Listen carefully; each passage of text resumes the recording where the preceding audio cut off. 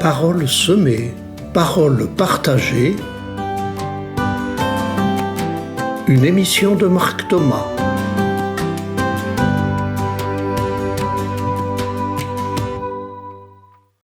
J'intitule cette émission « Des espaces de parole qui font du bien ».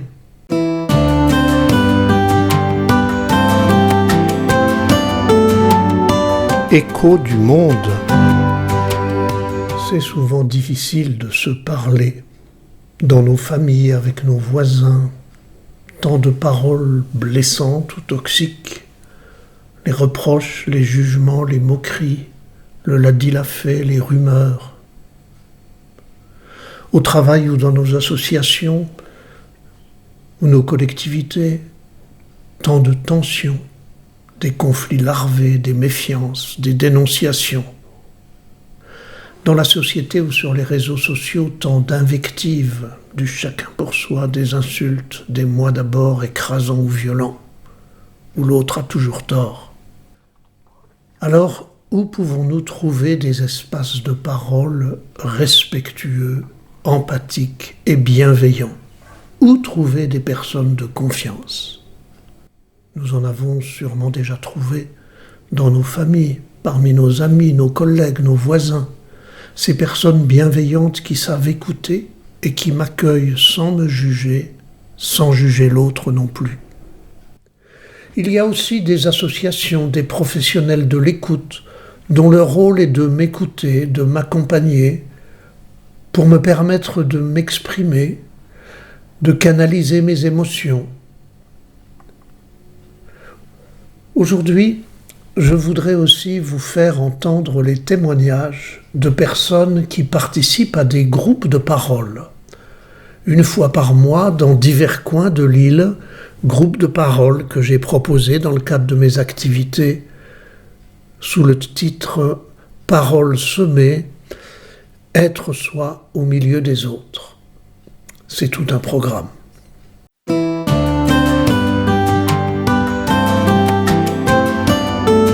Les auditeurs ont la parole. Écoutez d'abord Delphine de Sillaos. Bonjour. Alors concernant les groupes de parole, pour moi ce que ça m'apporte, c'est de la sécurité, c'est de la liberté. C'est pouvoir exprimer en toute liberté des problématiques qui tournent un peu en rond dans ma tête et ça me permet justement qu'elles ne tournent plus dans ma tête. Et un groupe de parole, c'est un rendez-vous en fait. C'est pas juste le moment où on y est, c'est le fait de savoir que ça va arriver, ce qui s'est dit, puis le temps qu'on passe après, comment ça travaille à l'intérieur de nous. Voilà. Le groupe de parole, c'est des rencontres aussi avec des personnes qu'on ne fréquente pas forcément dans la vie, mais justement, c'est un point qui nous rassemble. Et il y a énormément de bienveillance et de neutralité, ça c'est très très bon pour moi. Voilà, merci.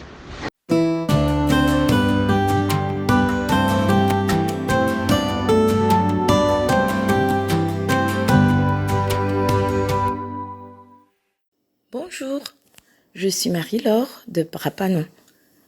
Dans ce monde de communication dématérialisée, où les humains sont pressurisés et mis en concurrence en permanence, trouver un lieu de relations fraternelles et solidaires digne de ce nom devient compliqué. J'ai eu la possibilité d'adhérer au groupe de parole proposé par Paroles semées, animé par Marc Thomas. C'est vraiment rassurant de se dire qu'il existe encore des espaces-temps où l'on peut rencontrer des personnes ayant les mêmes valeurs humaines que soi. On peut s'y confier, on y est écouté, entendu et accompagné pour trouver des pistes, pour se sentir bien ou mieux au milieu des autres. On peut y parler en toute sécurité et confidentialité. Il m'a été difficile de trouver un lieu de cet ordre.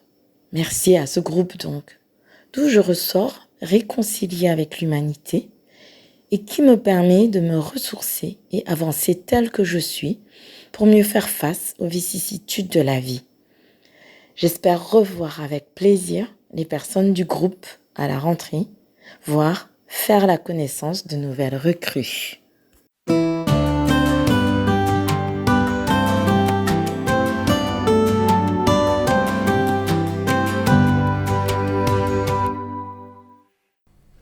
Écoutez maintenant Magali du Tampon qui lit un texte de Nadine de Saint-Louis.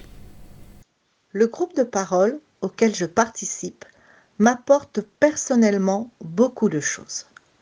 D'abord, une possibilité de lâcher la pression. Grâce à la parole, je peux déposer au sein du groupe ce qui me pèse, sans que cela soit lourd à porter pour les autres membres, plus fort parce que justement, en groupe. Ensuite, ce groupe de parole m'apporte un sentiment d'appartenance à la communauté des humains. Cette parole de groupe m'offre une possibilité de partager et d'interagir avec plusieurs personnes sur des sujets d'ordre personnel, mais qui touchent plusieurs membres du groupe, parfois même tout le monde. Cela m'apporte aussi une meilleure connaissance de moi, grâce à cette interactivité qui me permet de conscientiser certains de mes problèmes et blocages qui étaient inconscients avant d'écouter les autres. Cela me permet aussi d'avoir un recul face aux problèmes évoqués. Grâce à cette parole de groupe, je dédramatise des aspects relativement lourds de mon existence. Ce qui me semble important pour moi dans ce groupe, c'est qu'il y a une relation de confiance entre les personnes bienveillantes et une confidentialité qui rassure. Le cadre sécurisant, car il est permanent à chaque séance. Même cadre, mêmes humains, lieu, horaire, même type de déroulement. Il y a aussi une écoute active de la part de tous. Personne ne reste passif. Chaque membre présent donne son avis de façon empathique et bienveillante, donc constructive. Le caractère contenant du groupe, personne ne repart sans avoir reçu une écoute aidante et réconfortante sur le sujet traité. Cela donne l'impression que le groupe prend en charge chaque membre par l'écoute et la parole.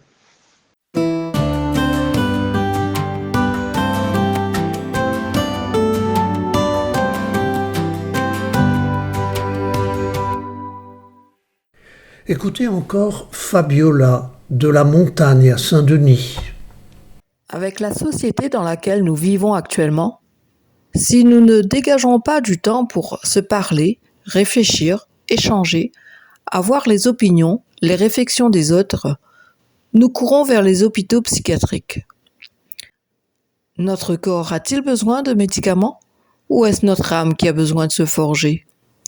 Un jour, en rentrant du travail et regardant le tableau de bord de la voiture, je me suis dit « Il faut que je m'arrête à la station essence pour faire le plein. » Continuant ma route, je me dis « Il faut que je m'arrête à la boulangerie pour acheter du pain pour le repas du soir. » Et passant devant une église, j'ai eu la réflexion suivante.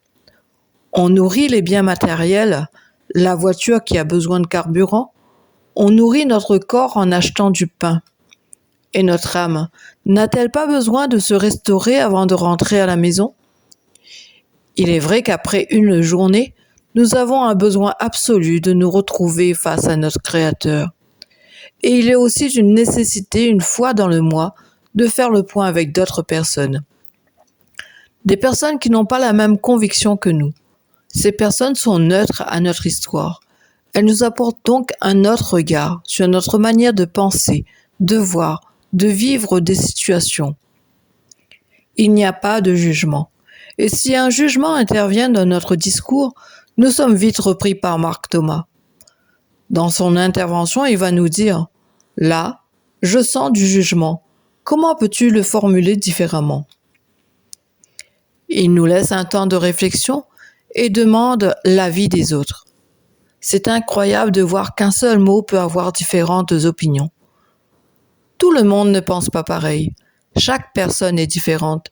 Et cela nous permet de relativiser et de voir une histoire vécue sous différentes formes. Alors nous pouvons dire que Je n'avais pas pensé comme cela. Et le fait de vous avoir entendu me permet d'avoir une autre ouverture d'esprit.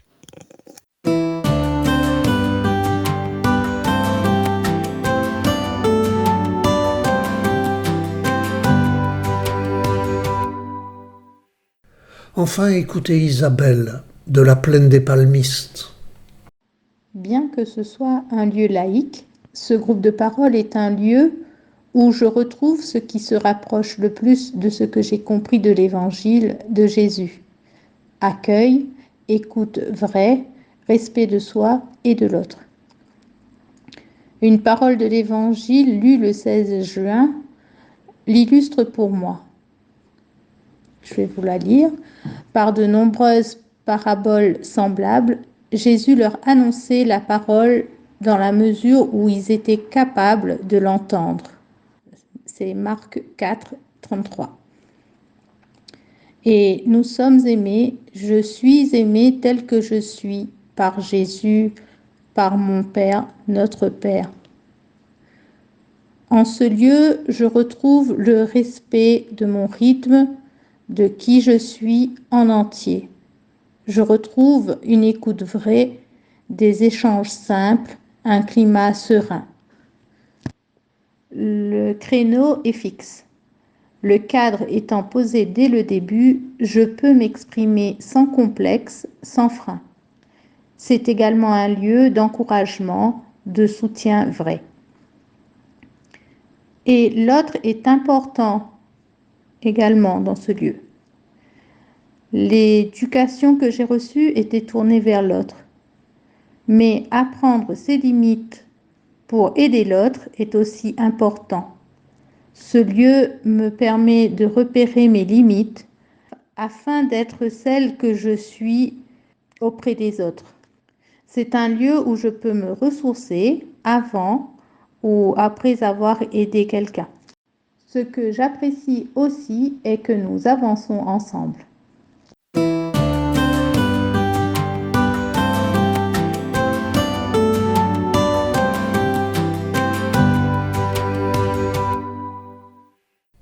Je vous laisse avec tous ces témoignages.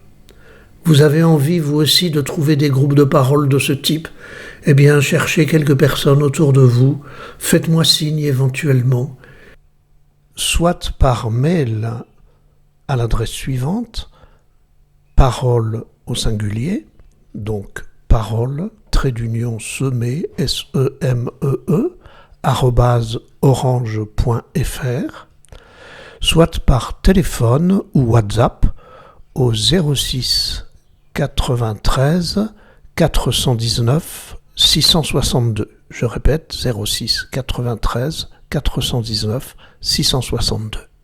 Et puis, soit nous vous inviterons à rejoindre les groupes de parole déjà existants, soit avec vous, nous en créerons d'autres, pour que chacun de nous puisse trouver des lieux d'une parole libre, sans jugement, qui permet d'être soi au milieu des autres, très concrètement.